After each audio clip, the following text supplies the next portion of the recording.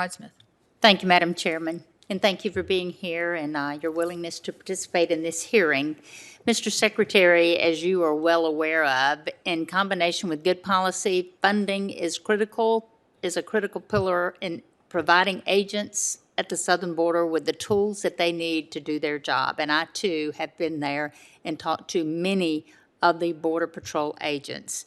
You know, they're required to enforce our federal immigration and border security laws, and despite the predictable surge of dangerous illegal crossings likely resulting from maybe campaign rhetoric and softened immigration policies, we have also seen reports of a lot of cost increases, which is consistent with many of the Biden administration's priorities in its brief 5 months.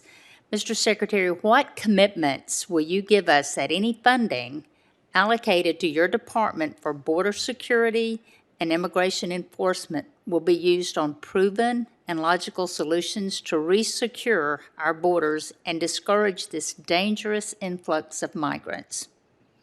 Senator, you have 100% commitment from me that the funding we will receive and are privileged to receive will be used in the smartest and most effective way of securing our border and enforcing the immigration laws of this country.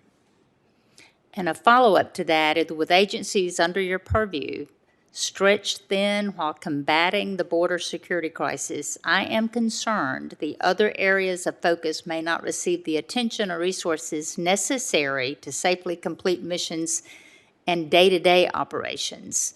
I'm sure we can agree on the strategic value of the United States Coast Guard and the importance of funding for vessels, aircrafts, and equipment required for these men and women to carry out their domestic missions, such as drug interdiction, migrant apprehension, and with all the additional contraband that we are seeing come across the border daily, do you agree that we should not draw resources away from the Coast Guard, which is a vital partner in the Homeland Security mission, to pay for the unplanned and rising cost of the crisis at the southern border?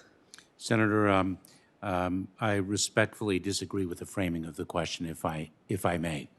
I have worked with the Coast Guard for many years, and I have addressed the challenges at the border for even more years, from 1989 through 2001 as a federal prosecutor. The Coast Guard and other agencies within the Department of Homeland Security have a complex and varied and dynamic mission set. And we can accomplish different parts of that dynamic and complex mission set effectively. We can, in fact, interdict drugs, interdict migrants at sea, as the Coast Guard so effectively and nobly does, and address other challenges as well. The United States Border Patrol conducts the interdiction of contraband, the interdiction of illicit drugs, the interdiction of migrants through the use of innovation, through the use of, frankly, the men and women of the Border Patrol themselves. We do varied and multiple things simultaneously, and we will continue to do so effectively and smartly and use our resources appropriately.